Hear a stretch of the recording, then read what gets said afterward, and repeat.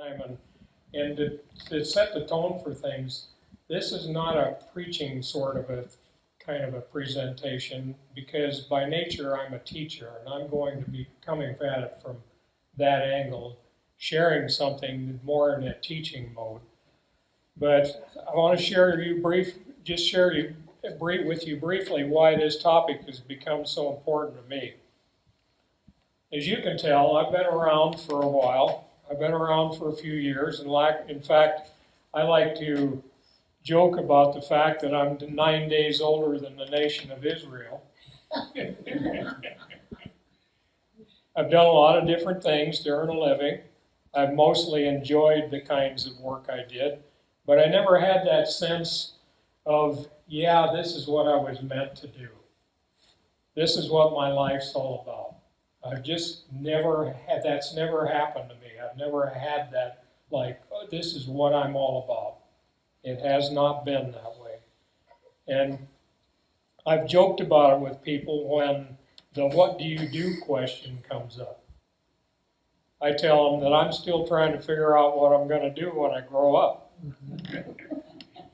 It sounds funny at this point, but nevertheless it's true. I'm still working on that.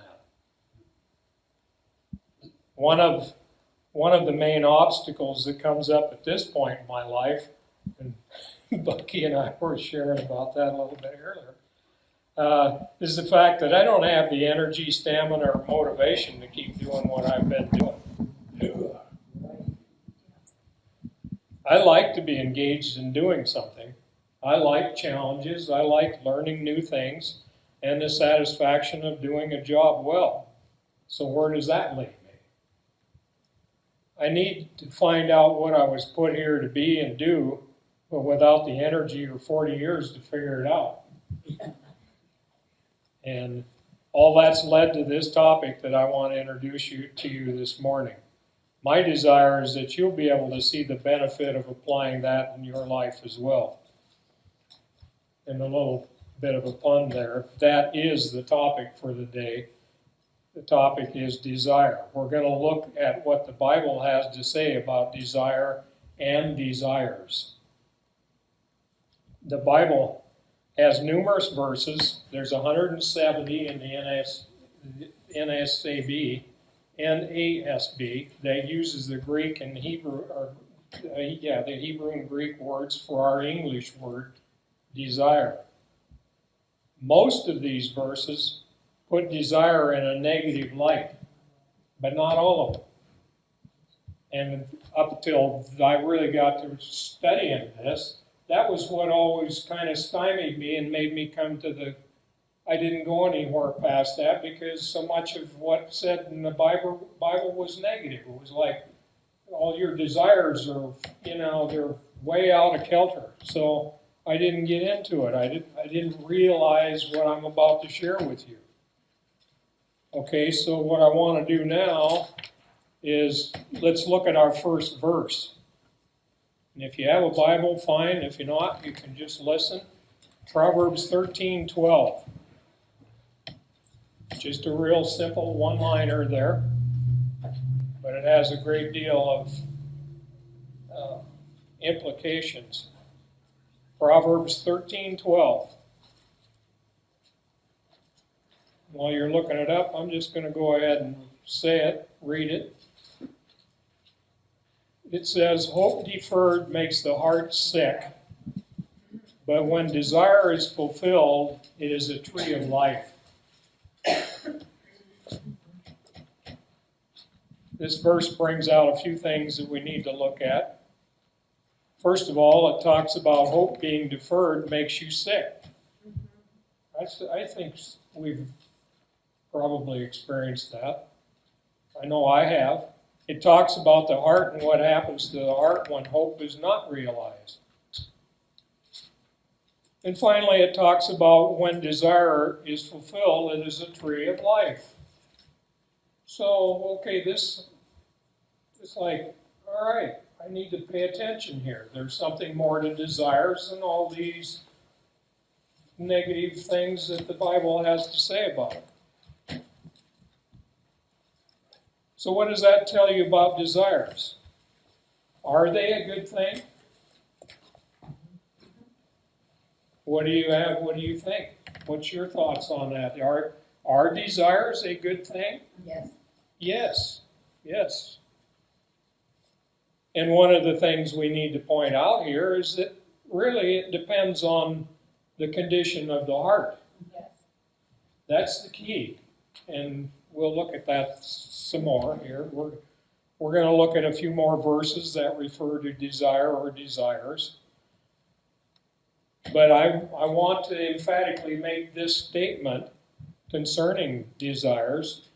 You were designed to have desires. God put within you that you cannot or should not try to erase or kill or destroy or whatever. They were put in you just like your DNA makes you who you are. You have desires that were put within you. You were designed to have desires. So what are desires? And we'll get into that more, but here, first of all, I took this from the dictionary, so this is going to be kind of a worldly perspective, but nevertheless, it's valid. So desire as a noun, it's a strong feeling of wanting to have something or wishing for something to happen. Now here's another definition that in the dictionary that I hesitated to mention, but I will anyway because I'll say that it is strong sexual feeling or appetite. I realized after I thought about that, this is exactly what was going on through most of the Old Testament. And we'll get to that here, but let's just hold that thought right there, and I want to switch to the positive side here, because we need to look at a couple more verses. Let's look at two Psalms, and both of these were written by David. Psalm 37:4. Some of you this may be familiar to you, I suspect. I'll just read it. Psalms 37:4, delight yourself in the Lord, and he will give you the desires and petitions of your heart. Okay? And then Psalm 20, verse 4, may he grant your heart's desire and fulfill all your plans. So in light of these verses, does God want to fulfill your desires? Yes. Yes, I believe we can say yes to that.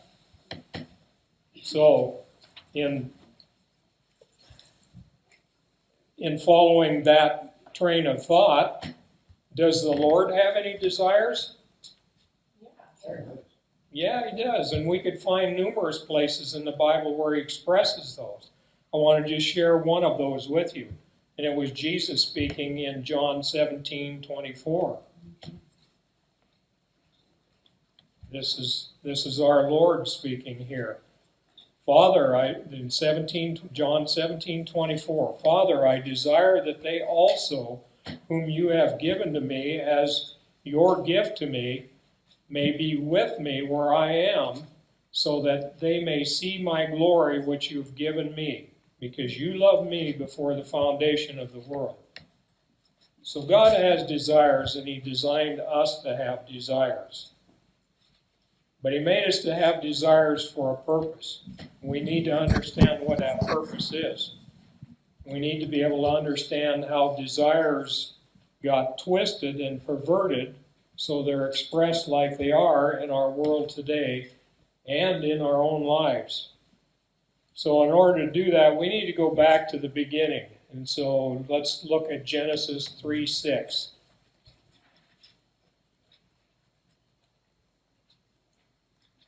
All you got to do is to flip to the front of your Bible and go 3 chapters in, and you're good to go.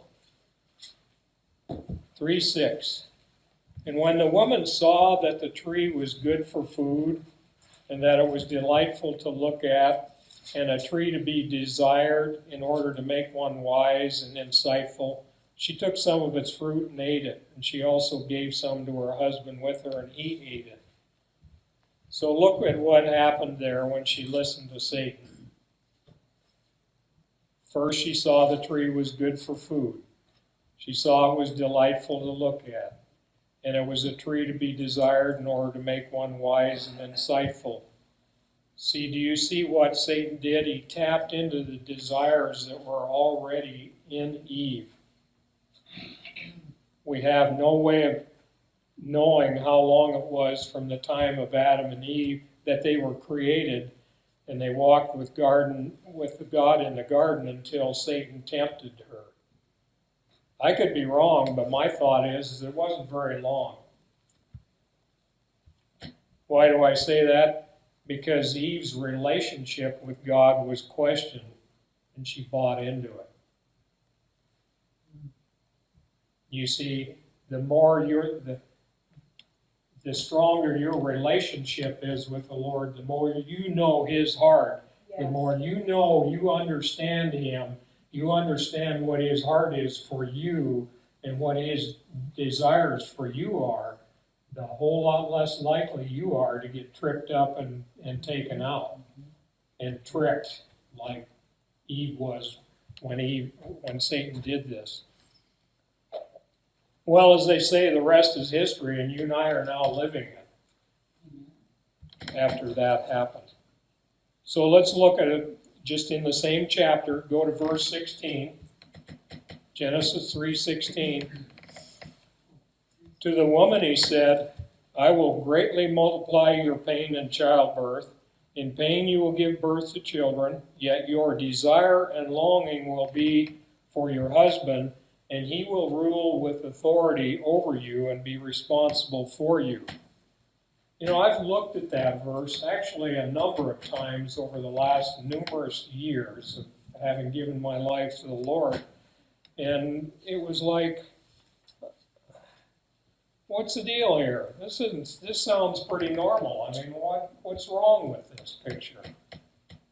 It's normal from a perspective of our fallen nature, and as I began, it just became clear to me as I was preparing and doing this research that it like, oh, now I see what was going on.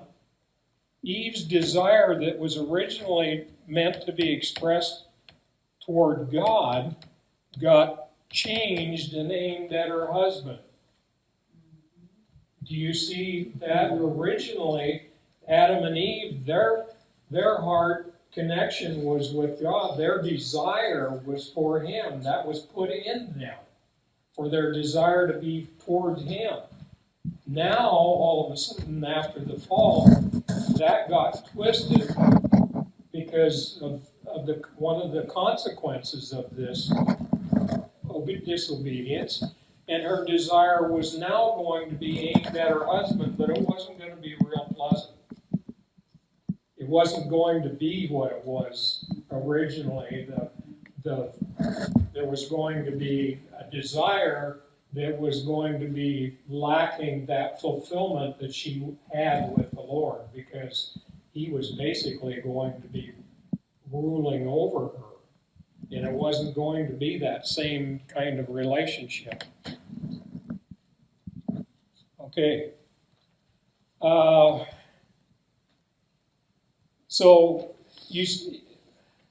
getting back here, man's, and here's the other thing. The Bible doesn't go into it here. It goes into a couple of things, but it doesn't go into the fact that wasn't the only thing that got twisted or realigned when that happened. Many other things did as well, were realigned from that point on. And man's desires were twisted and redirected towards selfish outcomes and his own purposes. You see it throughout the Bible. That's what the Old Testament is about, and much of the New Testament is about that very thing. So what is a twisted desire? When it is attached to things in this world. And we'll look at more of that, but let's go to James chapter 4, 1 through 3. And I'm going to read this from the Message Bible. And as you notice, I read a lot of my verses from the Amplified. I study from the Amplified most of the time, so I know that gets a little wordy. So this I'm going to read from the Message. James 4, 1 through 3. What do you think all these appalling wars and quarrels come from? Where do you think all these appalling wars and quarrels come from? Do you think they just happen? Think again. They come about because you want your own way and fight for it deep inside yourselves. You lust for what you don't have and are willing to kill to get it. You want what isn't yours and will risk violence to get your hands on it. You wouldn't think of just asking God for it, would you? And why not? Because you know what you're asking for and what you have no right to. For what you're asking for, you have no right to. You're spoiled children, each wanting your own way. Okay? Let me ask you this. Does Satan have any desires? Yes. Yes, he does. Now, here's a point. I don't have this in my notes, but he was originally designed with desires that got twisted as well. He took his, because of his own exalting himself, he took his desires that were meant to be pointed toward God, because what was he? He was an angel, the lead worshiper, wasn't he? Yes. He turned and, no, I'm going to worship me. Or there, I want everybody else to worship me as well. So, yes, he had desires. He had desires for himself. He has desires for you. Satan has desires for you. Okay? So what was at the core of his rebellion and fall? Well, basically his desire to be God and replace God. He wasn't created that way. Let's look at another verse in Genesis. This is the next chapter, chapter 4, 7b. This was another one that I ran into a long time ago and really didn't understand, but it's making more sense to me now. Sin crouches at your door. Its desire is for you to overpower you, but you must master it. And of course, that was God talking to Cain after his sacrifice was not accepted. And we know what happened. We know what Cain chose to do. He did not master it. It mastered him. So now we've made clear that you can and should have desires that are legitimate, but can become twisted, misdirected, and transformed in ways that take us away from God, who was meant to fulfill our desires.